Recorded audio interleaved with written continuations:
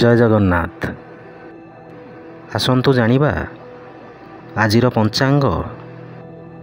ଆଜି ହେଉଛି ଇଂରାଜୀ ମାସ 29 ମଇ ବା ମେ ମାସ 2024 ମସିହା ବୁଧବାର।